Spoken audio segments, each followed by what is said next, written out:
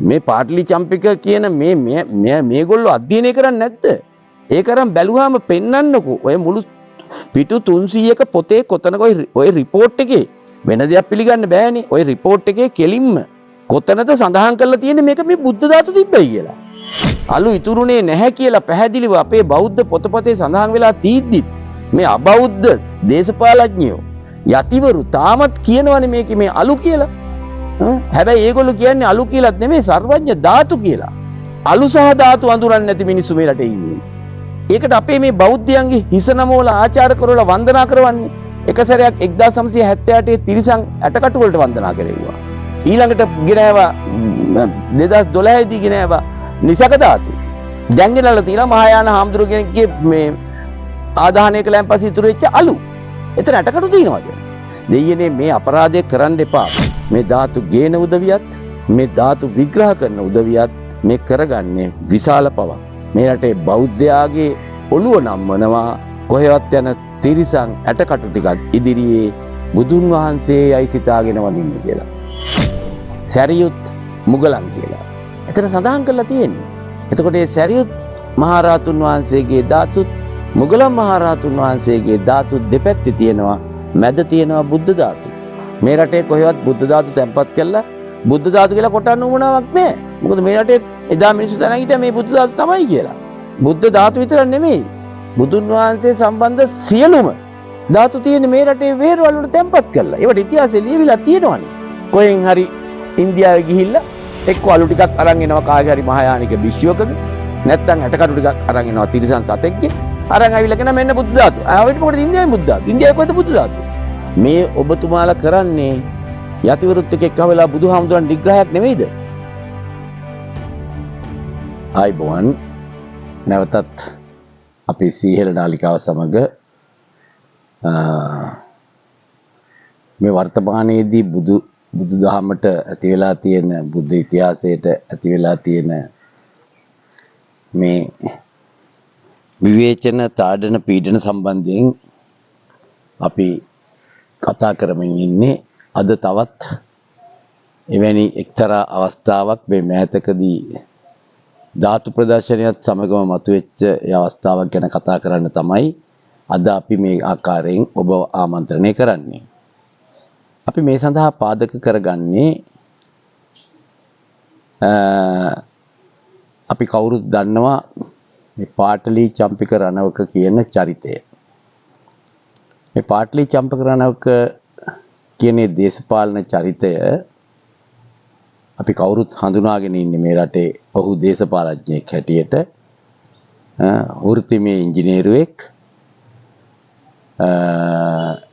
නමුත් වැඩියෙන්ම අපි හඳුනන්නේ දේශපාලන කරළියේ දේශපාලඥයෙක් හැටියට. මට එතුමාගේ දේශපාලනය සම්බන්ධව ඇති අදහස් උදහස් මොනවද කියන එක මම කතා කරන්න යන්නේ නැහැ. මොකද ඒක මගේ මාතෘකාව නොවන නිසා. මගේ පුද්ගලික අදහස ප්‍රකාශ නොකළට පාටලි චම්පික රණවක කියන පුද්ගලයාගේ දේශපාලන හැසිරීම මේ රටේ බොහෝ දෙනෙක් කියවාගෙන තියෙනවා මේ වෙනකොට. මට හොත් සමග තියෙන ප්‍රශ්නය මේ මෑතකදී ඔහු අලුත් මාතෘකාවක් කතා කරන්න පටන් ගත්තා. ඒ තමයි මේ බුද්ධ ඉතිහාසය සම්බන්ධව. ඔහු මේ අදහස ප්‍රකාශ කරන්නේ තමන්ගේ දේශපාලන මග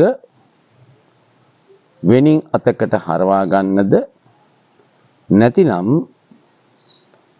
කැඩී බිඳී ගිය බල පරාක්‍රමය නැවත වරක් ගොඩනගා ගන්නද කියන එක සම්බන්ධයෙන් මම ඒ තරම් දුරට අදහස් ඉදිරිපත් කරන්න යන්නේ නැහැ. හැබැයි එදා මෙදා තුර මේ රටේ සියලු දේශපාලඥයෝ වර්තමානයේ පාලනය කරන සහ අතීතයේ පාලනය කරපු සියලුම දේශපාලඥයන් විසින් ඊටමත් නිර්දය ලෙස මේ රටේ බුද්ධ ඉතිහාසයත් බුදු දහමත් යන මේ දෙකම එක හා සමානව තමන්ගේ දේශපාලන න්‍යාය පත්‍රයන් ඔප්නංවා ගැනීම සඳහා උත්සුක වෙලා තියෙනවා. ඒ දෙකටම ආදරය කරන්නේ නැති බුද්ධ ඉතිහාසයටත් ඒ වගේම බුදු දහමටත් කිසිම විදියක නැඹියාවක් නැති චීවරධාරී භික්ෂු පිරිසකුත් ඔවුන්ගේ ඒ ගමනට තල්ලුවක් දෙමින් ඉන්න බව අපි දකිනවා. එනිසාම දේශපාලඥයෝ මේ කහ චීවරය තමන්ගේ අභිමතාර්ථයන් ඉටු කර ගැනීම සඳහා භාවිතයට ගන්නවා අඩු වැඩි වශයෙන්. මේක අපි හැමෝටම දකින්න තියෙන දෙයක් මේ රටේ. හැබැයි ඒක මහා ඛේදවාචකයක්. අපි මේ ඛේදවාචකය ගැන කතා කරනවා නම් මේ එක එක කොටස් අරගෙන ඒ කියන්නේ සෞඛ්‍ය වෙනමයි අධ්‍යාපනය වෙනමයි ආර්ථිකය වෙනමයි අරන් කතා කරන්නේ නැතුව පොදුවේ යම් දෙයක් ප්‍රකාශ කළොත් 1948 නිදහසෙන් පස්සේ අපේ සමස්ත රට මේ ලෝකයේ කොයි තැනටද තල්ලු වෙලා ගියේ කියන එක දිහා බැලුවොත් අපට හොඳට පේනවා මේ කියන කිසිම නිල් කොළ රතු කිසිවෙකුට බැරි වෙලා තියෙනවා මේ වෙනකොටත් මේ රට මේ තුන්වෙනි ලෝකයේ දියුණු වෙන රටක් කියන ඒ සීමාවෙන් එහාට ගන්න බැරි වෙලා කියනටත් වඩා හොඳයි තිබ්බතැනටත් වඩා පල්ලෙහා තැනකට රට ගෙනිලා තියෙනවා. ආර්ථික වශයෙන් ගත්තත් අපි පිරිහිලා, සමාජීය වශයෙන් ගත්තත් පිරිහිලා, සංස්කෘතිකමය වශයෙන් ගත්තත් පිරිහිලා, අපේ ආකල්පමය අතින් ගත්තත් ඒත් අපි පිරිහිලා තියෙන්නේ. මේ தത്വයට සහ මුලින්ම වග කියන්න ඕනේ පිරිස් අතර ඉන්න ප්‍රධානම පිරිස තමයි මේ දේශපාලඥයෝ කියලා කියන්නේ. ඒ අය මේ දේශය පාලු කරලා දැම්මා. එනිසා දේශපාලකයා කියනවට වඩා ඒ සියලු සමස්තය අපි දේශපාලුවන් ලෙස හැඳින්වීමේ වරදක් නැහැ කියන එක තමයි මට තේරෙන්නේ. මේ විදිහට මේ කියන පුංචි රට කෝටි 2.5ක ජනගහනයක් ඉන්න මේ පුංචි භූමිය අපිට ලෝකයේ යම් තැනකට ගේන්න බැරි වුණා කියන එක අපි ලැජ්ජාවට පත් විය යුතු කාරණයක්. අපේ රටේ ඒ දවස්වල දැනට අවුරුදු 40කට විතර ඉස්සෙල්ලා බොහෝම දුප්පත් එහෙම නැත්නම් ආර්ථික අතින් පිරිහුණු යම් කොටස් මුඩුක්කු වගේ තැන් අපි හැඳින්නුවා කොරියාව කියලා. හැබැයි අද මේ ලෝකයේ කොරියාවේ ඉන්නේ කොතනද? අපි ඉන්නේ කොතනද කියන එක සම්බන්ධයෙන් මේ රටවැසියා හොඳට දන්නවා. සිංගප්පූරුවත් එහෙමයි. මේ හැම රටක්ම ගත්තොත් අද අපිව අභිබවා ගිහිල්ලා බොහෝ දුරට ඒගොල්ලන්ගේ රටවල් ඉතාමත් යහපත් හැටියට සංවර්ධනය කරගෙන තියෙන්නේ. එහෙනම් ඇයි අපිට විතරක් මේක බැරි වුනේ? මේ ප්‍රශ්නය අපි තවමත් ලඝු කරන්න ලෑස්ති වෙනවා මේ එක එක දේශපාලන පක්ෂවලට. තාමත් අපි හිතන් ඉන්නවා අර සරණං ගච්ඡාමි සංකල්පේ නිසාමදෝ කියලා මට වෙලාවකට හිතෙනවා. අපි කාගේ හරි සරණ යන්න බලන් ඉන්න જાතියක් බවට පත් කරපු නිසා අදටත් අපි බලාගෙන ඉන්නවා අනේ හෙට හරි මිනිස්සු ටිකක් එයි, හෙට හරි මිනිස්සු ටිකක් එයි, හෙට හොඳ පක්ෂයක් එයි, හෙට හොඳ වැඩපිළිවෙලක් ආරම්භ කරයි කියා අපි අර ඡන්ද බලය ලබාගත් දවසේ ඉඳලා මැරෙනකම් මේ බලාපොරොත්තුව තියාගෙන අවසානයේ මැරිලා යනවා. මේක තමයි ඇත්ත සිද්ධිය. කවදාකවත් අපි පෙළඹුණාද මේ අපේ තියෙන පොදු වැරැද්ද මොකද්ද අපිට උනේ කියලා හොයන්න අපි කවුරුත් පෙළඹුණේ නැහැ. අපි පක්ෂවලට බෙදිලා, පාටවලට බෙදිලා, ජාතිවලට බෙදිලා, වර්ණවලට බෙදිලා ගහ ගන්නවා. ඕක තමයි සුද්ධ අපේ රට තුල ඇති කරපු සංස්කෘතිය. ආගමත් නිකායවලට බෙදුණා. ඒක ඇතුළෙත් ගහ ගන්නවා පාටවලට. මේ විදිහට අපි එකිනෙකාට බැන අඬ ගහමින් එකිනෙකා විවේචනය කරමින් මේ සමාජය ගෙනියමින් ඉන්නවා. ඒ හරහා මොකද්ද උනේ? සමස්ත රටම පිරිහුණා. අද ගන්න දෙයක් නැත්තරමට පිරිහිලානේ. මම මේ ආරාධනා කරන්නේ දැන්වත් සැබෑ වෙනසක් මේ රට තුල සිදු කළ යුතුමයි. මේ රට තුල සිදු කළ යුතුමයි. කවුරු කොහොම කොයි ආකාරයෙන් කතා කළත් සමහර අය කියනවා අපි දැන් වෙනසක් ඇති කරනවා කියලා. සමහර පිරිස් කියනවා සිස්ටම් චේන්ජ් එකක් අපි කරනවා කියලා.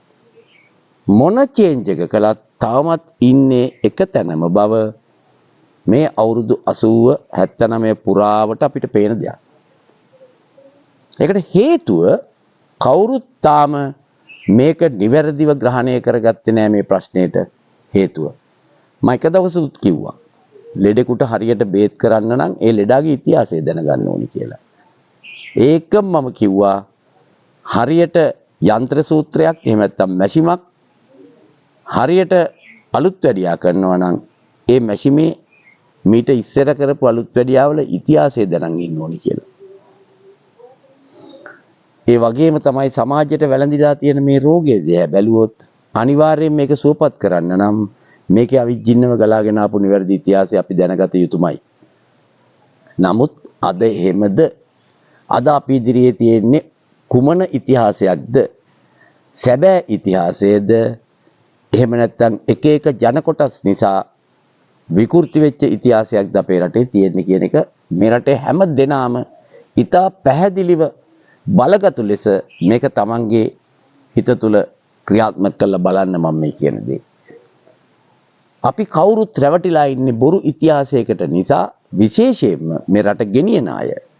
ඒ ඉතිහාසය ගැන සොයා බලන්නේ නැති නිසා ඒ අයට තේරුම් ගන්න බෑ මේ වර්තමාන මේ සමාජයට වැළඳිලා තියෙන රෝගය මොකක්ද කියන එක.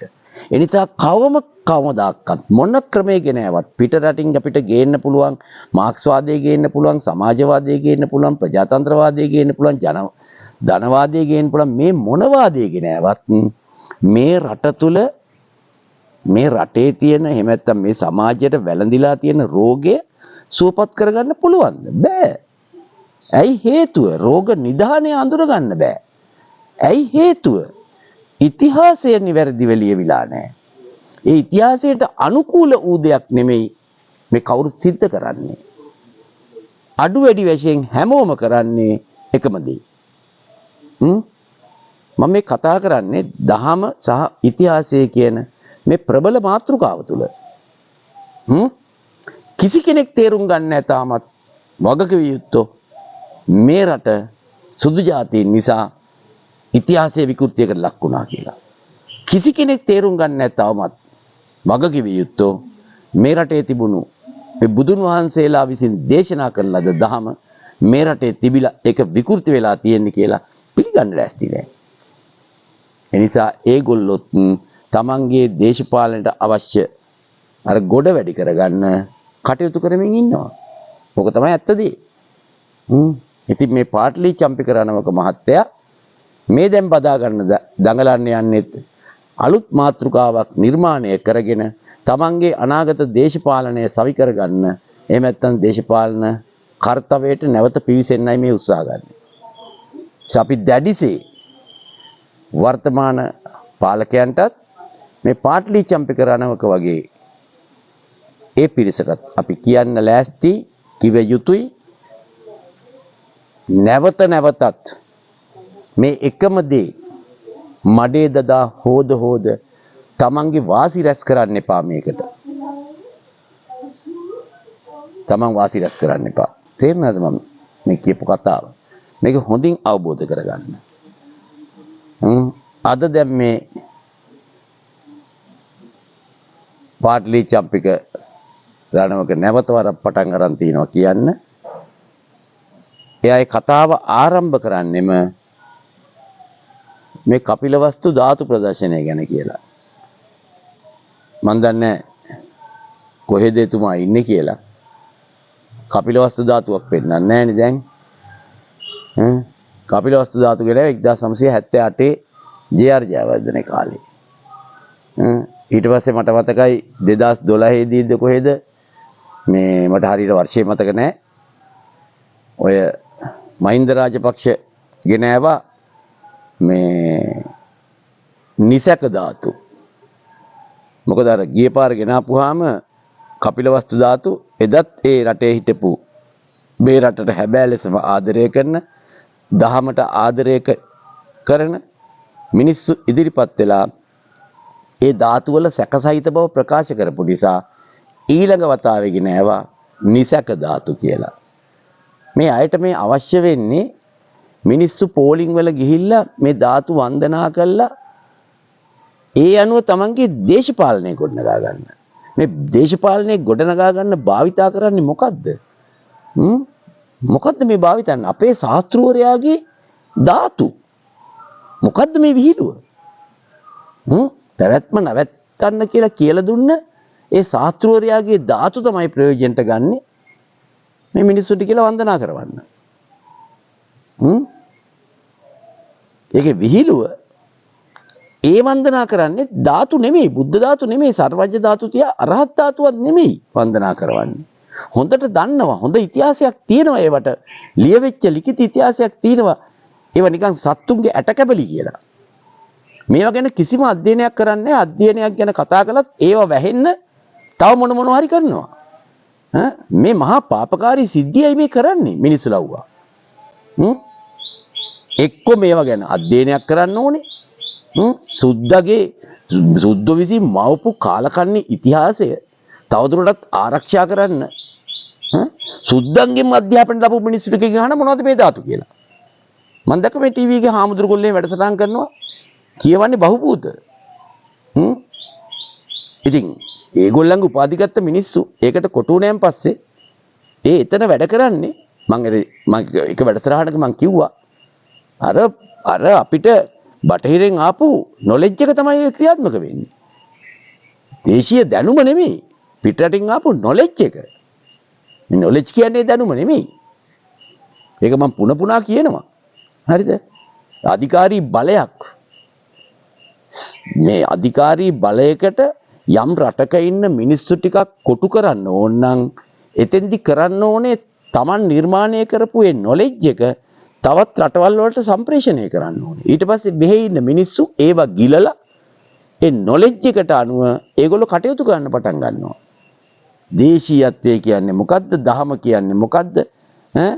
ඒවා සියල්ල අමතක කරනවා. ඉතිහාසය මේ සියල්ල අමතක කරනවා.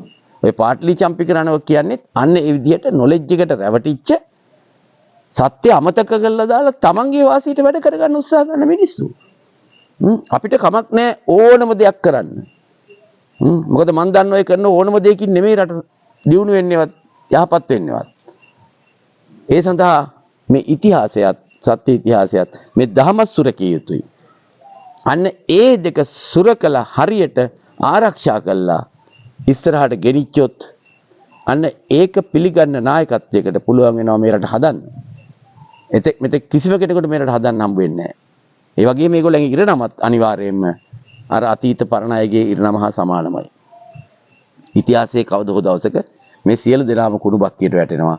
මොකද ඒගොල්ලෝ විකෘති ඉතිහාසයෙන් මත පදනම් වෙලා ඉඳගෙන විකෘති දහම කරපින්නාගෙන ඒගොල්ලෝ යටත් වෙනවා මේ චීවරධාරීන්ගේ බලයත් චීවරධාරීන්ගේ වටේ ඉන්න ඒ මිනිසුන්ගේ ඡන්ද ටිකටත් ඒගොල්ලෝ රැවටිලා ඉන්නේ. මෙන්න මේක හොඳින්ම මතක තියාගත යුතුයි. එනිසාම තමයි බුදුහාමුදුරේ එපා කියලා තියෙන බුද්ධ ශාසනය ආරක්ෂා කරනවා කියලා ව්‍යවස්ථාවෙන් පොරොන්දු වෙලා අනිත් පැත්තෙන් ඇවිල්ලා මොකද්ද කරන්නේ? චීවරධාරීන්ව ගන්නවා දේශපාලනයට. දැන් ඔකද බුදුහාමුදුරු දේශනා කළා තියෙන්නේ. එක එක පාටපක්ෂ වලට කියලා කතා කරන්නයි කියලා. දේශපාලන මීටින් වල. ඒක කරන්නේ කවුද? රටේ නායකයෝ ටික. රටේ දේශපාලඥයෝ ටික. ඒගොල්ලෝම කරගන්නේ. ඒ කියන්නේ ඒගොල්ලන්ගේ දේශපාලනය ආරම්භ කරන්න ව්‍යවස්ථාව ඛණ්ඩනය කළා. බුද්ධ ශාසනය ආරක්ෂා කිරීමක් වෙන්නේ කොහොමද? ස්වාමීන් වහන්සේලා කියලා කතා කරන්න පටන් ගත්තාම ස්ටේජ් වල එක එක පාටට කඩ යන්න පටන් ගත්තාම මේක තේරුම් ගන්න එපා ඉස්සලා මේ රටේ ඉන්න මිනිස්සු. කොන්ද තියෙන දේශපාලඥයන් නම් කියන්න ඕනේ නෑ. මගේ කැම්පේන් එකට භික්ෂුන් වහන්සේලා එන්න ඕනේ නෑ. ඒගොල්ලන්ට කරන්න වෙනම වැඩක් තියෙනවා. ඒගොල්ලෝ ඒ වැඩේ කරන්න පොළඹවන්න ඕනේ. මේකයි යථාර්ථය. එදා ඉඳන්ම ඔය දේශපාලන කරලියට පාටලි චම්පික පිවිසෙන්නේ චීවරයස්ෙන්. අපි ඒක දන්නවා මේ රටේ දේශපාලන ඉතිහාස දන්න මිනිස්සු. ඒ නිසා ඔබ ඔය කතා කරන දේ සාකල්යෙම වැරදි. ඒ වැරද්ද මම පෙන්වා දෙන්න තමයි අද මේ වැඩසටහන විශේෂයෙන් මම කරන්න අදහස් කළේ. දැන් මෙයා කියනවා මේ කතාවේ ආරම්භයේදීම ඉතා වැදගත් දෙයක් සිද්ධ වෙනවලු මෑතක. ඒ මොකද්ද මේ කපිලවස්තු ධාතු ප්‍රදර්ශනය. මම තමයි කතාව පටන් ගන්නෙ. මේ ධාතුන් වහන්සේලා පෙන්වීම මිනිසුන්ට වැද පුදා ගන්න දීම අතිශයින් වැදගත් වෙන්නේ ඇයි කියලා කියනවා. මේ රටේ ඉන්නවලු බිහි වෙලා බුදුන් වහන්සේ ලංකාවේ කියන කොටසක්. අන්න ඒගොල්ලන්ට හොඳ පාඩමක්. හොඳ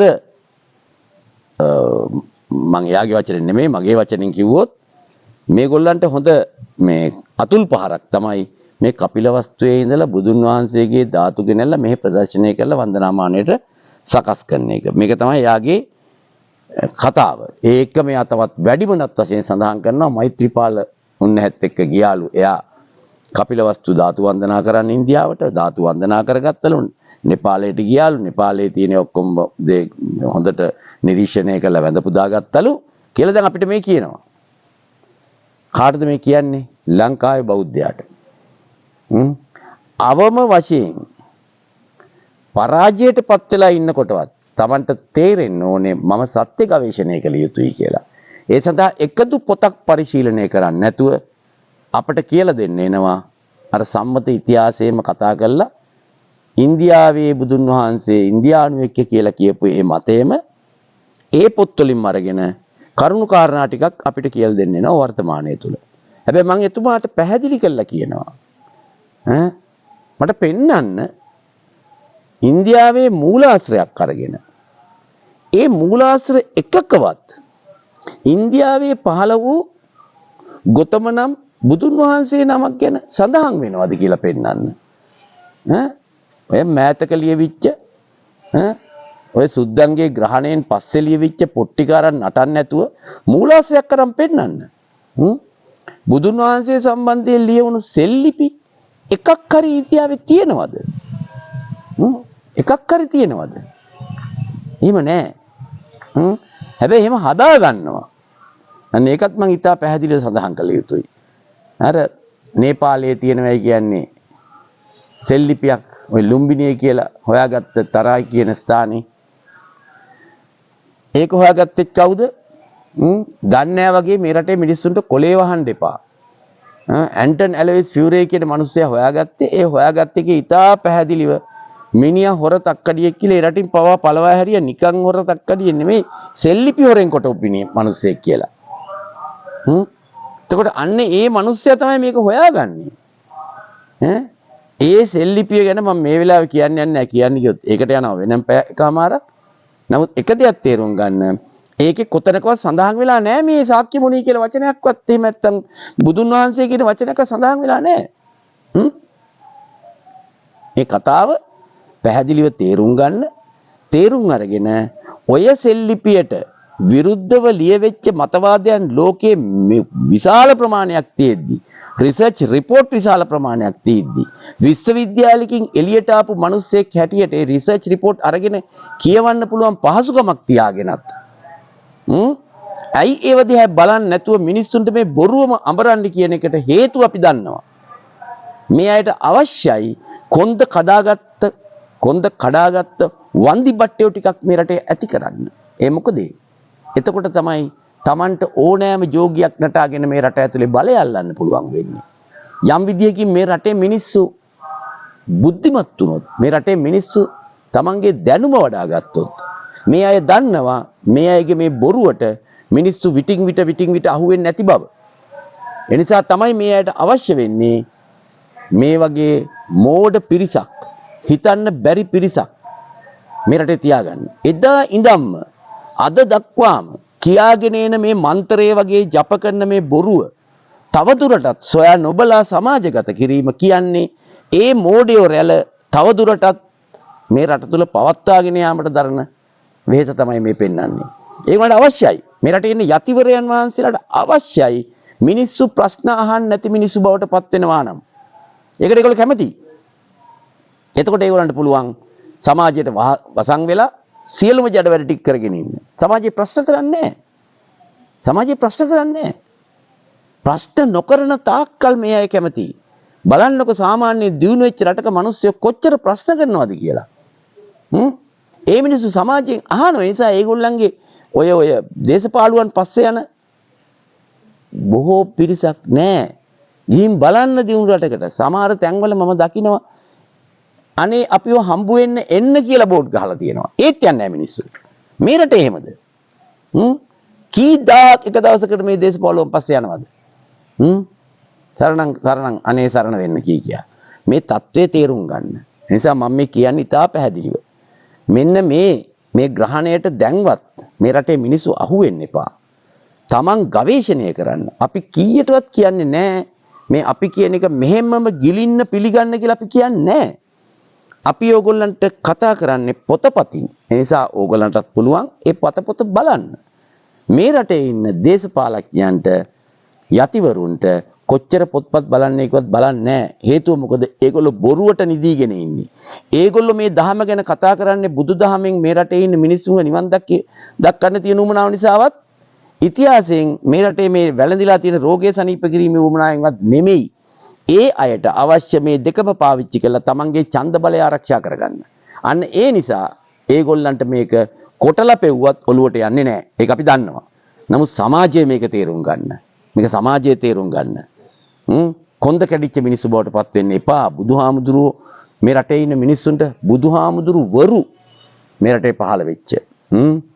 ඒ හැම දෙනාම මේ හැම මිනිස්සෙකුටම දුන්න කොන්දක්. ඒ කොන්ද ආරක්ෂා කරගන්න. ඒක කඩන්න දෙන්න එපා. මහායානිකයන්ටවත් පිටරට මිනිස්සුන්ටවත් දේශපාලඥයන්ටවත් යතිවරුන්ටවත් ඕන විදියට ඒ කොන්ද කඩා ගන්න එපා. අන්න ඒ දුන්න ශක්තිය තමයි තාමත් මේ හෙළයා තුල තියෙන්නේ. ඒ ශක්තියත් එක්ක තමයි මේ රට එක්තරා යුගයන් වල ඉතා ශාස්ත්‍රීය රටවල් බවට පත් කළේ. අද එන්නෙම පිටරට මිනිස්සුන්ගේ ණය ගන්න ඒ වගේම අගාධයට ඇදහැලෙන තුන්වෙනි ලෝකයේ රටක් බව වශයෙන් දිගටම පවත්වාගෙන යන අදහස් වලින් පිරිහිච්ච හොරකම් කරන ජඩ වැඩ කරන මද්ද්‍රව්‍ය වලට ඇබ්බැහි වෙච්ච පිටරටට ආවඩන මිනිස්සු ටිකක් බිහි වෙලා තියෙන්නේ මෙන්න මේ කාලකන්ණි බොරුව එක දිගට පවත්වාගෙන එන නිසා. ඒක පවත්වා ගන්න ආධාර කරන්නේ සාමාන්‍ය මිනිස්සයා නෙමෙයි දේශපාලඥයා සහ යතිවරයා. මේ දෙගොල්ලන්ගේ පැවැත්ම තියෙන්නේ අපි මෝඩ වෙලා ඉන්නකම්. මේක පැහැදිලිව තේරුම් ගන්න. එහෙම නැත්නම් මිනිස්සු ප්‍රශ්න කරන්න පටන් ගන්නවා. දැන් මේ පාටලි චම්පික මහත්මයා කරන කතාව ගත්තොත් එයා ගිහින් තියෙනක වඳින්න. මෙන්න මේ විදියට මෙයා කියනවා ජෝන් කොතලාවල කාලෙත් විද්‍යෝදයට ගෙනෑවලු ධාතු ගෙනල්ලා වන්දනා කළාලු. තව ලස්සන කතාවක් කියනවා මගදී භාෂාව මාගදී භාෂාව කියලා සඳහන් කරන මේවට අපේ YouTube බලන්න මම මෙතන කාලේ නාස්ති කරන්නේ නැහැ. ඒවට උත්තර දෙන්න. මේ කතා කරන ඔක්කොම පට්ටපල් බොරු කියලා අපි විග්‍රහ කරලා ඉවරයි. හරිද? කතා කරන්නේ ධාතු ගැනනේ. මම වැඩසටහනක් කළා මීට ඉස්සෙල්ලා පැයක විතර. ඒකෙදි මම පෙන්නුවා පැහැදිලිවම මේ කපිලවස්තුවේ ධාතු කියලා කියන්නේ මහ විශාල ප්‍රෝඩාවක්. ඔය 1898 ඕක හොයාගන්නවා. මොකද්ද ඒ වෙනකොටත් කපිලවස්තුව කියන්නේ වෙනින් තැනක්.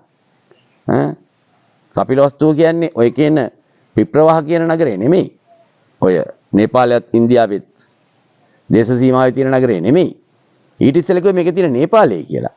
එහෙම තමයි හොයාගෙන තිරෝකෝට් කියන නගරේ තමයි නම් කළේ කපිලවස්තුව කියලා. හරිද? මෙන්න මේ විදියට ඊටත් ඉස්සෙල්ලා කපිලවස්තුව කීප දෙනකට මාරුලා තියෙනවා ඔය රට ඇතුළෙම. ඔරිස්සාවත් කපිලවස්තුව හැටි නම් කළා. මේ විදියට මේ කපිලවස්තුව තැන් වලට පාවෙලා ගිහිල්ලා ඔය WC පෙපේ කියන එක්කෙනා අර ධාතු හොයාගත්තට පස්සේ ධාතු ඒ කියන්නේ සමා වෙන්න ධාතු නෙමෙයි සත්ත්වයට කටු හොයාගත්තට පස්සේ මෙන්න කතන්දරේ එළියට බහිනවා. දැන් මෙතෙන්දී මම එදා පැහැදිලි කරන නිසා මම මේක කියන්න යන්නේ නැහැ වැඩිපුර. මේකෙදි මට කිව යුතු දෙයක් තියෙනවා. සමහරවිට මේ YouTube එක දික් වෙයිද දන්නේ නැහැ. ඒ වුණත් මේ කාරණාව කියන්න ඕනේ. එදා ඒ පෙප්පේ විසින් හොයාගත්ත ඒ සෙම්බුවේ තිබිච්ච පළවෙනි සෙම්බුව හොයාගන්නවා පෙප්පේ ඒකේ මුකුත් තිබ්බේ නැහැ. ඊළඟට තවත් අඩි 18ක් කනිනවා ඒ කියන ස්තූපයේ ගොඩැල්ල ළඟම ඒ කන්නට පස්සේ ඒ 18ක් ගියන් පස්සේ තමයි හම්බ වෙන්නේ අර මේවා පහක් හම්බ වෙනවා. ඔය කියන සෙම්බු පහක්. ඒ පහෙන් එහෙක සෙල්ලිපියක් මේ සමාවෙන්න අභිලේඛනයක් තියෙනවා මැටි බාණ්ඩ ඔක්කොම. ඒ අභිලේඛනේ පැහැදිලිව ලියලා තිනවා කියලා කිව්වා මම එදා මේක විස්තර කළා. බුද්ධ ධාතු ඒ බුදුහාමුදුරන්ගේ ඥාතීන් අයියලා මල්ලිලා අක්කලා නංගිලා ඒගොල්ලන්ගේ සහෝදර සහෝදරියෝ විසින් තැම්පත් කළා තියෙනවයි කියලා. ඒ අනුව තමයි එතෙන්ට කපිලවස්තුගේ නම් දෙන්නේ. දැන් මේ සොයා ගැනීම පවා එදාම ඒ සොයාගත්ත මොහොතේ සිටම ඒකට විරුද්ධව මේවා කළා අවසානයේ එංගලන්තයේදීත් පරීක්ෂණ පවත්වලා කිව්වා මේවා තියෙන මේ ඌරු දතක්ය කිව්වා. ඊට පස්සේ ලක්නව් කෞතුකාගාරයේ පරීක්ෂණ පවත්වලා කිව්වා මේවා තියෙන්නේ සත්‍යයට කටු කියලා. ඔන්න ඔය තියෙන අතරේදී තමයි අර 1971 73 වකවානුවේදී නැවත වරක් මේ කැණීමක් කළා. තවත් සෙම්බුවක් හොයාගෙන ඒකේ තියෙන ඇටකටු ටිකක් ඉදිරිපත් කළා. සමහරලාට ඒකට නම් දාන්න ඇති මිනිස් ඇටකටු මොකද අතෙන්දී පහර වැදිච්ච හින්දා නැවත වරක් මේ ඇටකටු සත්‍ය ඇටකටු කියලා උනොත් ප්‍රශ්නයක් නිසා ඔය කොහෙන් හරි මේ ඒකට දාන්න ඇති. මොකද ඉන්දියාවේ කරලා තියෙන වැඩවල හැටියට කොටලා තියෙන සෙල්ලිපි වල හැටියට හොර සෙල්ලිපි වල හැටියට ඔක එච්චර දෙයක් නෙමෙයි. අන්න ඒක දැම්මට පස්සේ ඔය මේගොල්ලෝ කියන්න පටන් ගත්තා අර සෙම්බුවේ නෙමෙයි ධාතු තිබ්බේ මෙන්න මේකේ තමයි ධාතු තියෙන්නේ කියලා. ඔන්න දැන් ඒක තමයි මේ පෙන්න යන්නේ. ඒව ඇවිල්ලා බුද්ධ ධාතුවත් කොටින්ම කිව්වොත් ස්වාමීන් වහන්සේලාගේ ධාතුවත් නෙමෙයි නිකන් හිටිය භික්ෂුන් වහන්සේලාගේ ධාතුවත් නෙමෙයි කාගේ මොනවත් දන්නේ නැහැ. අවසානයේදී කියනවා අර උඩ ඒ කියන්නේ අඩි 18ක් යන්නට පස්සේ ඊටත් පල්ලෙහාට කොටලා මේ අවසාන සෙම්බුව හොයාගන්න. ඒකේ තියෙන අඟුරු සහ ඇට මේ ඇට ටික බුද්ධ ධාතු කියලා හඳුන්වන්නට පටන් ගත්තා. පටන් අරගන්න හේතුව මොකද අර උඩ සෙම්බුවේ ලියලා තිබ්බ අර අභිලේඛනයේ තියෙන කතාව. ඒ කතාව තියෙන්නේ ඒ දවස්වල පරිවර්තනය කළේ එම මුට්ටියේ තියෙන්නේ මේ බුද්ධ ධාතුවේ කියලා. දැන් ඒ කතාව නැති කළා මේ යට මුට්ටියේ තියෙන්නේ බුද්ධ ධාතුවේ කියලා අපිව රවට්ටන්න පටන් ගත්තා. ඉතින් මේක මහ විශාල කතාවක්. මේ කතාව ඇතුලේ ඒ තියෙන අභිලේඛනයත් බොරුය ඒවැ තිබ්බ ධාතුත් බොරුය කියලා පැහැදිලිව මේ රටේ ලෝකයේ මිනිස්සු රිසර්ච් රිපෝට් ලියලා විද්වතුන් විසින් සනාථ කරලා තීද්දිත් අපේ රටේ මිනිස්සුන්ට වන්දනාමාන කරනවා මෙන්න මේක තමයි ධාතු කියලා. මේ හිරිකිත වැඩේ මේ බුදුන් වහන්සේ පහළ වූ රටේ කරනකොට ඒවැ වස්වදිනවා. ඒක මේ මුළු සමස්ත රටටම හොඳ නැහැ. නිකම් මිනිහට කටු හරි තිරිසන් ඇට කටු හරි කියලා මිනිස්සුන්ට වන්දනා කරවන්නේ. අපේ පොතපතේ තියෙන දේ සේරම අමතක කරලා දාලා. ඒක තමයි අද මේ தත්ත්වය වෙලා තියෙන්නේ. ඊළඟට ඔය දැන් හම්බ වෙලා තියෙන්නේ. දැන් මෙහෙට ගෙනල්ලා තියෙන්නේ ඒ කපිලවස්තුවක ධාතු නෙමෙයි. ඔය දෙවුනි මෝරා කියන නගරේ තිබිච්ච ඒ ස්තූපේ තැන්පත් කරලා තියෙන ධාතු. අනේ මේ ධාතු ගැන 1964 මේක හොයාගන්නේ. මෙහෙට ගෙනල්ලා වන්දනාමාන කරනවා ධාතු කියලා. ඇයි මෙහෙම කරන්නේ? 1964 හොයාගත්තයි කියන මේ කරඬුව එලිදරව් වෙන්නේ බුද්ධ ධාතු කියලා ගිය අවුරුද්දේ. දැන් මේ මෙච්චර කාලයක් ඇයි මේ කල් මැරුවේ? මේකට මේ පිටු 300ක් 310ක් විතර වගේ තියෙන පොතක් තියෙනවා මේ කැණීමට දාපු රිපෝට් එක. 1963 වගේ පිට වුණා මේ රිපෝට් එක 63ද 64ද. ඒ රිපෝට් එක අරන් කියවලා බලන්න. ඒකේ කොතනකවත් තියනවද කියලා කරුණා කරලා බලන්න මේ බුද්ධ ධාතු හම්බුණා කියලා. ඒ රිපෝට් එක ලිව්වේ කැණීම කරනකොට මේකේ සියලු පින්තූර විස්තර ඔක්කොම තියෙනවා. ඒ හම්බ වෙච්ච සෙම්බුවේ කොටලා තියෙනවා පියනෙත් කොටලා තියෙනවා ඒ පියනේ නොබ් එකේ මූඩිය අර අල්ලන කෑල්ලෙත් කොටලා තියෙනවා වටේටත් කොටලා තියෙනවා සෙල්ලිපි. ඉතින් මේව අරන් බලන්න. මේ පාටලි චම්පික කියන මේගොල්ලෝ අධ්‍යයනය කරන්නේ නැද්ද? ඒක අරන් බැලුවාම පෙන්වන්නකෝ ඔය මුළු පිටු 300ක පොතේ කොතනක ඔය රිපෝට් එකේ වෙන දෙයක් පිළිගන්න බෑනේ. ඔය රිපෝට් එකේ කෙලින්ම කොතනද සඳහන් කරලා තියෙන්නේ මේක මේ බුද්ධ ධාතු තිබ්බයි කියලා. එහෙම එකක් නෑ. ඒ වටේ තියෙන සෙල්ලිපියේ පව සඳහන් කරලා තියෙන්නේ මොකද්ද? එතන පැහැදිලිවම ඒක මහායානික භික්ෂුවක්. එදා බෝධිරාජා කියලා පාලනයක් තිබිලා තියෙන බෝධිරාජා කියන රජුරෝ පාලනය කරනකොට එයා ළඟ ඉඳලා තියෙනවා එයාට හිතවත්කම් පාපු හාමුදුරු කෙනෙක්. මේක පැහැදිලිව අපි සඳහන් කරන්න ඕනේ. එන්න ඒ හාමුදුරුවන්ගේ එයා මේ මහායානික හාමුදුරු කෙනෙක්. හරිද? එයාගේ නම මට දසබල්. ওই දසබල් කියන භික්ෂුව මෙන්න මේ කියන බෝධිරාජ කියන රජුරුවන්ගේ උපදේශකයා. මේ රජුරෝ 1010 1055 වගේ කාලයක රජ කරලා තියෙන ඉන්දියාවේ. ඒ රජුරුවන්ගේ හොඳම මිතුරා වන හොඳම උපදේශකයා වන මේ දසබල් කියන භික්ෂුව එයා මහායානිකයි. හැබැයි ශ්‍රේෂ්ඨ භික්ෂුවක් හැටියට ඒ දවස්වල ඒ රටේ පිළිගත්තා. මෙන්න මේ භික්ෂුව අපවත් වුණාට පස්සේ එයාගේ ධාතු තැන්පත් කළා මෙන්න මෙතන කියලා පැහැදිලිව සඳහන් වෙලා තියෙනවා. ඒ වටේට කොටලා තියෙන සෙල්ලිපියේ මේ දසබල් කියන වචනේ අරගෙන ඒ දසබල කියලා කියන්නේ බුදුහාමුදුරන්ට කියලා අරගෙන මේ දැන් පිස්සුවක් නටනවා. කොහෙද ලියවිලා තියෙන්නේ? ලිඛිත සාක්ෂියක් මේ රටේ මිනිස්සුන්ට පෙන්නලා මේක 100%ක් තහවුරු කරගත්තට පස්සේ ගිහිල්ලා වන්දනා කරවන්න. මම පැහැදිලිව කියනවා. මෙන්න මේ රිපෝට් එක ලියලා තියෙන්නේ ડોක්ටර්ස් මේ කියන්නේ අර ඔය මං කිව්වේ රිසර්ච් එකේ රිපෝට් එක. එදා ඒ කැණීමේ රිපෝට් එක ලියලා තියෙන්නේ ડોක්ටර් ආර්.එන් මේතා සහ එස් චමුද්‍රිත් කියන ඒ කියන මහාචාර්යවරු දෙන්නා.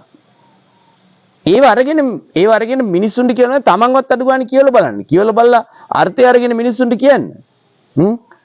ඒ පොතෙත් ඔය කියන සෙල්ලිපිය ලියලා තියෙන ඒ පිටුවේ ඒක ලියලා තියෙනෙත් අර සංස්කෘත අකුරෙන් මිසක ඒකට පරිවර්තනයක් දීලත් නැහැ. නමුත් ඒක මේ වෙනකොට ඒකේ පරිවර්තනය දන්නවා.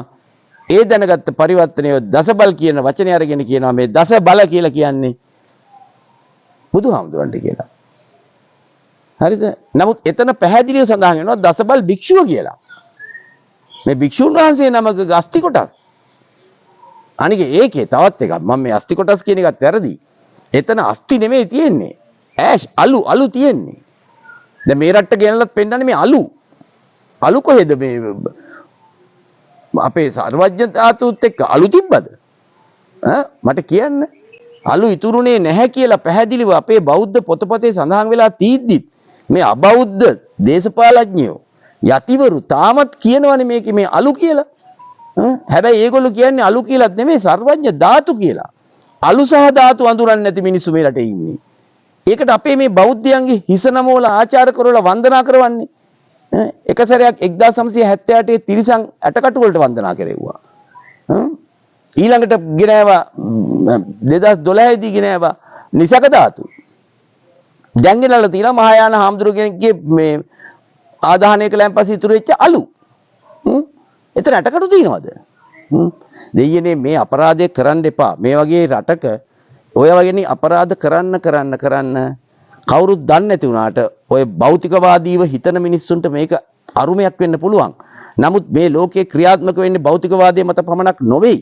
ඔය භෞතිකවාදීව ක්‍රියාත්මක වෙන මිනිස්සු හැම එක්කෙනාම ක්‍රියාත්මක වෙන්නේ මේ රටේ දැනුම් පද්ධතියත් එක්ක නෙමෙයි පිට රටෙන් ආපු නොලෙජ් එකත් එක්ක. හරිද?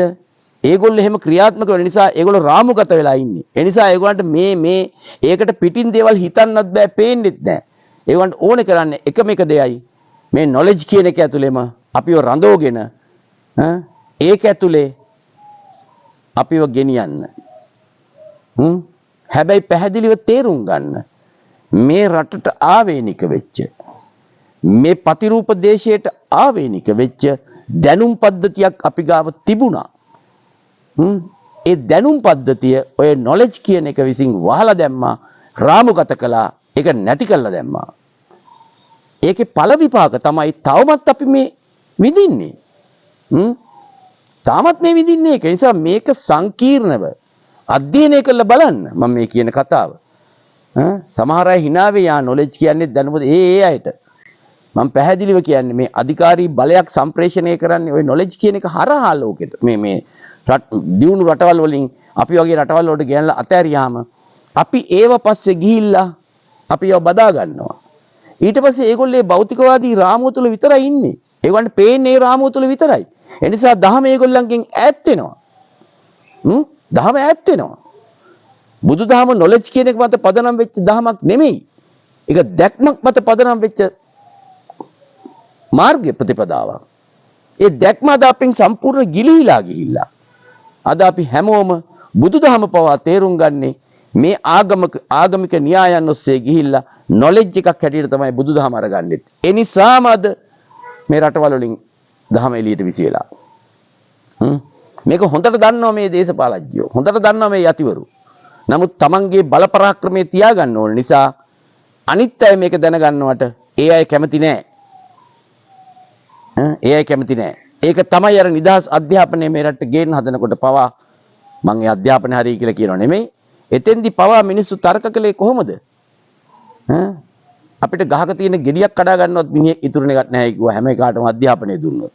ඔන්න ඔය වගේ මතවාද වලින් පිරලා හිටිය වලව්කාරයෝ තමයි මේ රටට පාලකයන් වශයෙන් පත් වෙලා ආවේ.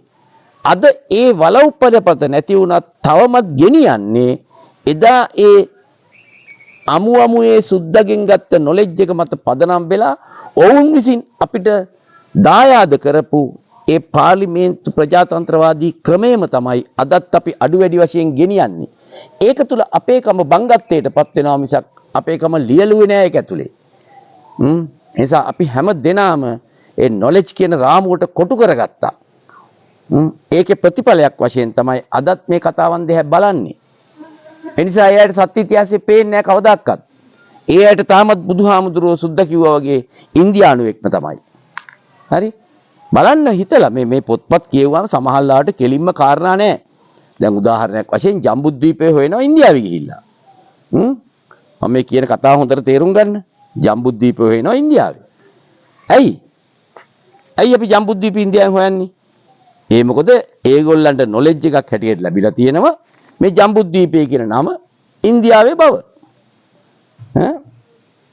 මොනම පොතකවත් මොනම අවධියකවත් ඉන්දියාවේ තියෙන ප්‍රදේශ ටික ඉන්දියාවේ තියෙන භූමිය ජම්බුද්වීපය ලෙස හඳුන්වයි කියලා නෑ. එතකොට ඇයි මෙහෙම ප්‍රදේශයක් හොයන්නේ? මේගොල්ලෝ තවමත් යට වෙලා ඉන්නේ අර ජම්බුද්වීපය කියන්නේ නමක් හැටියට අරගෙන.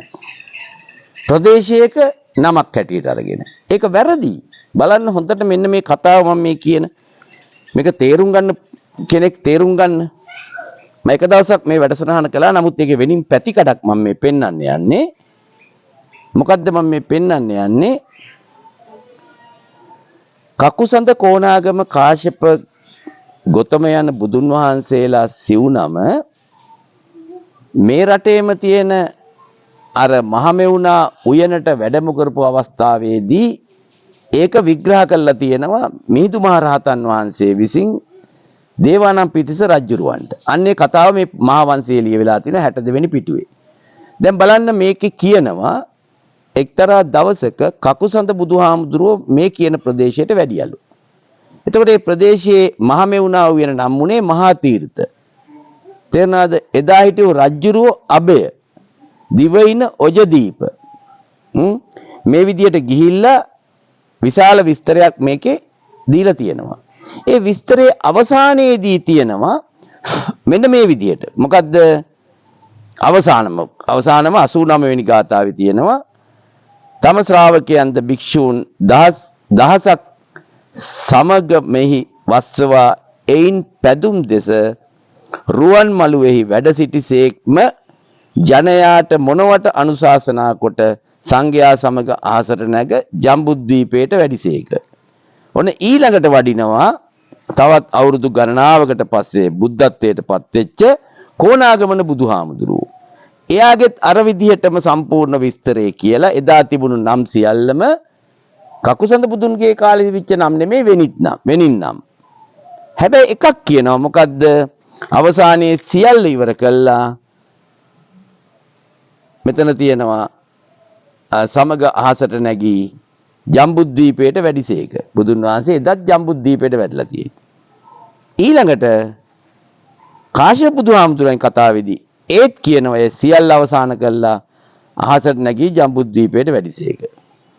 ඊළඟට අපේ බුදුන් වහන්සේ ගැන කියද්දී එතෙන්දී අර මම එදා කිව්වා වගේ අර කිසිම දෙයක් නැහැ, රජ කෙනෙක් නැහැ, බෝධියක් රෝපණය වෙන්නේ නැහැ, බණ කියලා මිනිස්සුන්ව මේ පළලාභීන් බවට පත් කරන්නේ මුකුත් නැහැ. මේකෙදි කියන්නේ එදා ලංකාවේ හිටියේ අමනුෂ්‍යයෝ නිසා අහසට නැගී ජම්බුද්වීපයට වැඩිසේක. මට කියන්න ඕනේ කතාව මේකයි. හොඳින් අවබෝධ කරගන්න.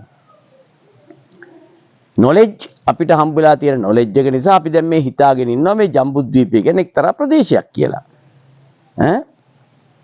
ඒකට වරදක් නෙමෙයි මම මේ කියන්නේ. නමුත් මේක හොඳට අවබෝධ කරගන්න මම මේ කියන්න උත්සාහ ගන්න දේ මේ පොතේ මේ බුදුවරුන් 4 දෙනා ගැනම කියනකොට ඒ නගර ගම් මිනිස්සු එක එක නම් වලින් හඳුන්වන්නේ. හැබැයි සම්ප්‍රදායක් වගේ එක ක්‍රමයකටම තමයි සියලුම දේ ගලාගෙන යන්නේ. වඩිනවා ලංකාපුරයට. එතකොට උයනක් පූජා කරන උයන නම මේකයි. ඒකේ බෝධීන් වහන්සේ රෝපණය කරනවා. මිනිසුන්ට වන්දනාමාන කරන්න ධාතුවක් දෙනවා. තමන් පරිහරණය කරන මේ මොකක් හරි අඳන කඩයක් හරි මොකක් හරි ඩබරාව හරි දෙනවා. මේ විදිහට සාකල්යෙම සමාන. නමුත් එක නමක් පොදු නමක් තියෙනවා. මොකක්ද මේ පොදු නම? එදා කියන්නේ කකුසඳ බුදුහාමුදුරුවෝ කාලේ කියන්නේ ජම්බුද්වීපයට වැඩියා කියලා අවසානයේදී කොණාගම බුදුහාමුදුරුවෝ දවස කියන්නේ ජම්බුද්වීපයට වැඩි කියලා අවසානයේදී කාශ්‍යප බුදුහාමුදුරුවෝ දවස කියන්නේ ජම්බුද්වීපයට වැඩියා කියලා අවසානයේදී ගෞතම බුදුන් වහන්සේගේ දවස කියන්නේ ජම්බුද්වීපයට වැඩියා කියලා අවසානයේදී. මොකද්ද මේ කියන්නේ? මේ අවුරුදු 10 ගානක් තිස්සේ එකම නම ඉන්දියාවට භාවිතා කරලා තියෙනවා නෑ. මොකද්ද මේ කියන්නේ? ඒක තමයි පුනා කිව්වේ දහම නොදැන බුද්ධ ඉතිහාසය හොයන්න බෑ කියලා. අර්ථ ධම්ම නිරුක්ති පටිභාන අනුව ජම්බුද්වීපය anu බුදුන් ජම්ම වූ දීපේ කියන අර්ථය. ලෝකේ කොහේ හරි බුදු කෙනෙක් ජම්ම වුණා නම් එතන තමයි ජම්බුද්වීපය. බුදුන් ජම්ම වූ තැන. එහෙනම් මේ මොකද්ද කියන්නේ මේ? මේ කියන්නේ සියල්ල අවසානයේදී තමන්ගේ උපන් තැන කරා වැඩම කළා. කකුසඳ බුදුහාමුදුරුවෝ. කොණාගමන බුදුහාමුදුරුවෝ සියල්ල අවසානයේදී තමන්ගේ උපන් ස්ථානය කරා වැඩම කළා. නිසා ජම්බුද්වීපේ බලා ගියා.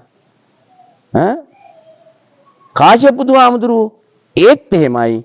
ගෞතම බුදුන් වහන්සේ ඒත් එහෙමයි. මේ කියන්නේ ජම්බුද්වීපේ බුදුන් ජන්ම වූ තැනට ගියා.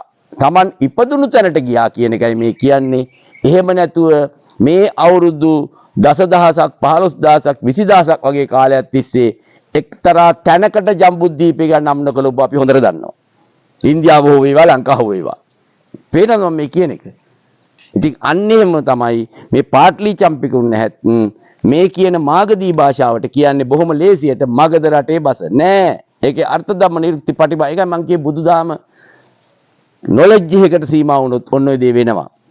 ඒ කිව්වේ අධිගමයට මග පෙන්වූ බස. නිවන් දකින්න බණ කියන්න පුළුවන් බස. අර්ථ ධම්ම නිරුක්ති පටිභාන අනුව නිවන් දකින්න අර්ථකථනය කරපු බණ. අපි නිකන් අපි දල වශයෙන් ගමු මේ කතාව සත්‍ය කතාවට පිළිගන්න එපා. අපි හිතමු නිකන් ඉංග්‍රීසි භාෂාවෙන් කියන්න පුළුවන් කියලා නිවන් දකින්න හැටි. අර්ථ ධම්ම නිරුක්ති පටිභාන අපි හිතමු මේකට ගන්න එපා. එහෙමනම් ඒ භාෂාවට කියන්නේ මාගදී බස. නැත්තම් මේ රටක බසක් නෙමෙයි අර ඉස්සල ජම්බුද්වීපය කිව්වා වගේ ඒ තැනක් මේ එක තැනක් භූගෝලීය ප්‍රදේශයක් නෙමෙයි ඉපදුණු ස්ථානය කියන අර්ථයෙන් කිව්වේ. ඒකයි මේ හැම ඡේදයක්ම අවසන් කරලා තියෙන්නේ ජම්බුද්වීපයට වැඩිය. ඒකෙන් අදහස් වෙනවා අවුරුදු 30 40000 ගානක් තිස්සේ ජම්බුද්වීපයක් කොහෙද තිබ්බයි කියලා.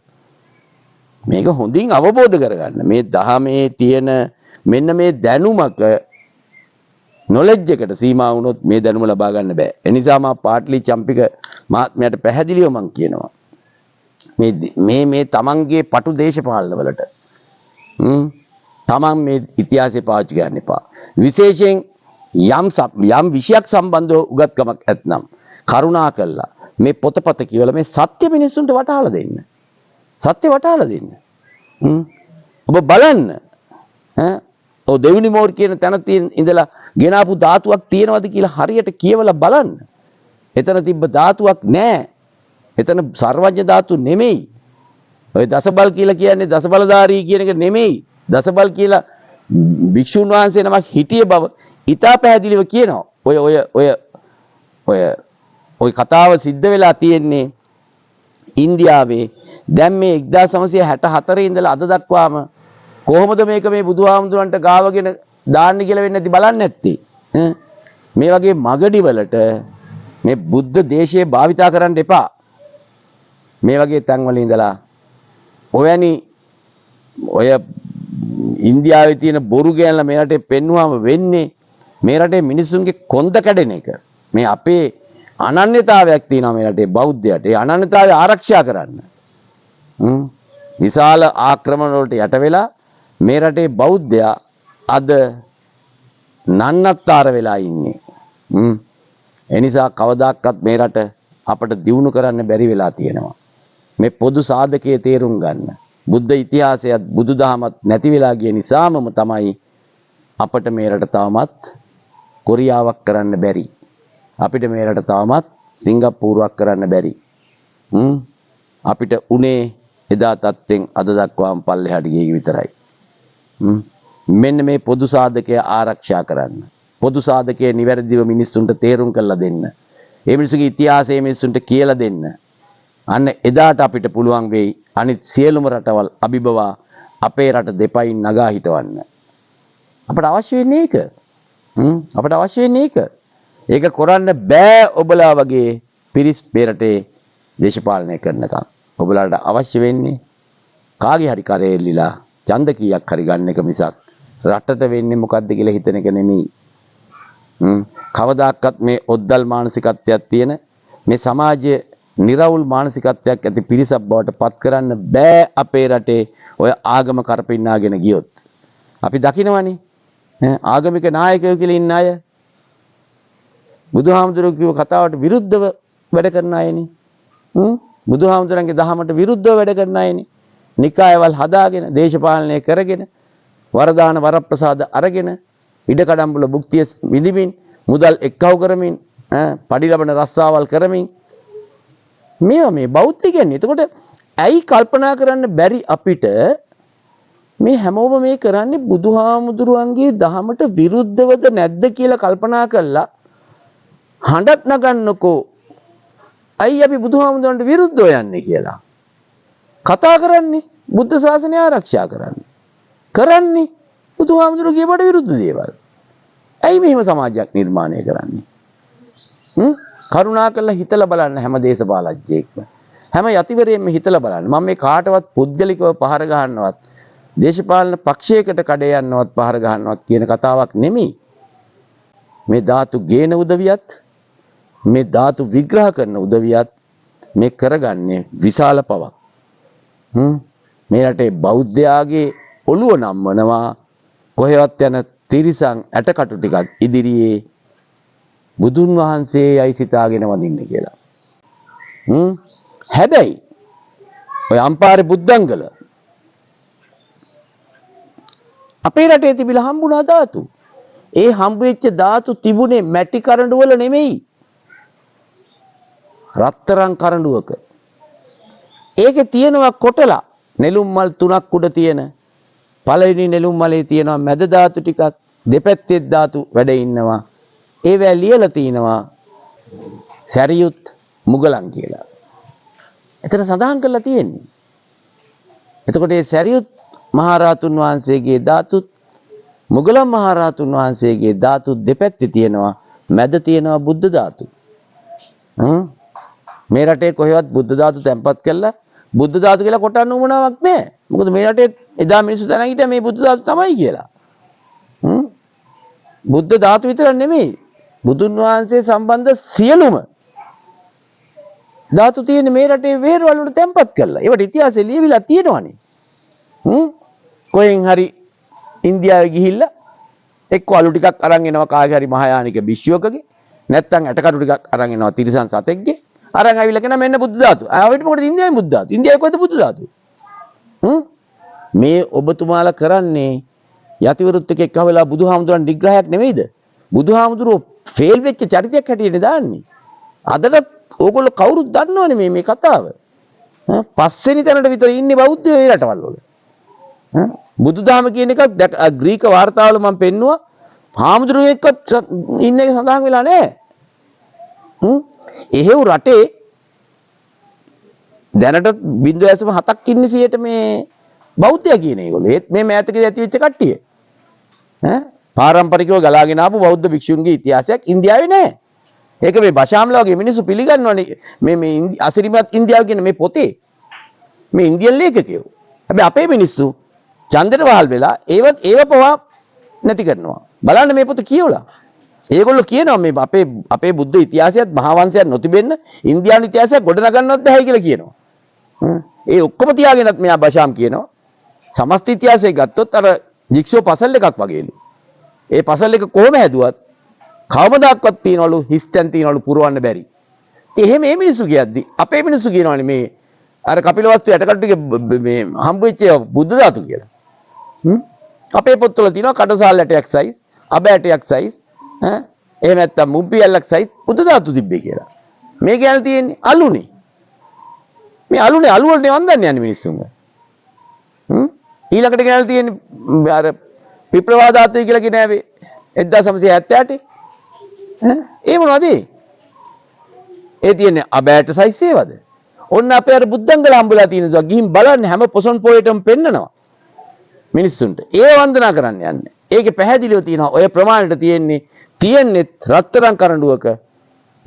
ඒකෙත් කොටලා තියෙනවා අර අභිලේඛන දෙකක් කාගේ ධාතුද කියලා පෙන්වන්න. මෙච්චර දෙයක් මේ රටේ හම්බලා තියෙද්දිත් ඒක වන්දනා කරන්නේ නැතුව කොහෙන් හරි පිටරටින් ගියලා මේකට අතෑරියන් පස්සේ ඒක වන්දනා කරන්න යනවා නම් අපේ මිනිස්සු ඇත්තටම මේ මිනිස්සුන්ටයි අපි දොස් කියන්න ඕනේ. කරුණාකරලා පව් පුරව ගන්නත් එපා. මේව හරහා අනිත් අය ගොඩනගා ගන්න යන තමන්ගේ දේශපාලන ස්ථාවරවලට මේ දහම හා බුද්ධ ඉතිහාසය අවලංගු කාසි බවට පත් කරවන්න එපා. දැක්කනේ අපි ඔය ධාතුත් එක්කම තමයි මේ රටේ යන්නේ. අර එක සැරයක් මේ ඔය ගෝඨාභය රාජපක්ෂගේ කාලේ මතකනේ අර කැලණි ගඟෙන් මතු වුණා ණයෙක් කරගෙන ධාතු. තේරෙනවද? අර මහා ලෙන් වල ජීවත් වෙන නාගයෝ ගඟ යට ප්‍රතාපවත් ධාතු බව ඒක ඇතුලේ තියන් ඉන්නවා. හැබැයි ප්ලාස්ටික් බෝතලේ ඇතුලේ ණයට එළියට එන්න බැරුව ඉන්නවා. මේ වගේ ඒ මතුවෙච්ච ධාතු වදින්නත් ලක්ෂයක් දෙයක් ගියානේ මේ රටේ මිනිස්සු. ගිහලා කොරගත්ත හරියක් දන්නවනේ කවුරුත්. මෙන්න මේකයි මම කියන්නේ. බුදුදහම බුද්ධ ඉතිහාසය දේශපාලනයෙන් අයින් කරන්න. ඒක තියාගෙන තමන්ගේ දේශපාලන ඉලක්ක හැටියට ඉලක්ක කරගන්නවා නම් කවමදාක්වත් මේ රට සෙතක් වෙන්නේ නැහැ. ඒක තියන්න. ඒක පැත්තකින් තියන්න ඕනේ. කහ චීවරය, බුදුදහම, පන්සල මේවා දේශපාලනයෙන් අයින් කරන්න. දේශපාලනය මොකටද මේවට? ඕගොල්ලෝගේ ආර්ථිකය හදන්න.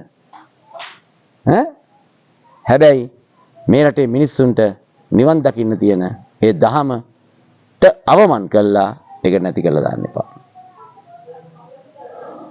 මට කතා කරන්න තියෙන එච්චරයි. එනිසා මම පාටලි චම්පික රණවක වගේ මේ මහත්තුරුන්ගෙන් ඉල්ලා සිටිනවා. කරුණා කළා ඔయిత වඩා හොඳ අධ්‍යයනයක් කළා, නිවැරදි අධ්‍යයනයක් කළා, ඕනනම් සාකච්ඡා කළා නිවැරදි දේ මිනිස්සුන්ට දෙන්න. මේ හරහා තමන්ගේ පටු දේශපාලන වමනාවන් පිරිමසා ගන්න යන්නේ නැතුව.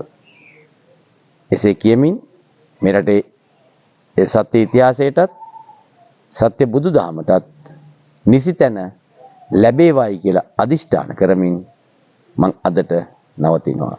ආයුබෝවන්.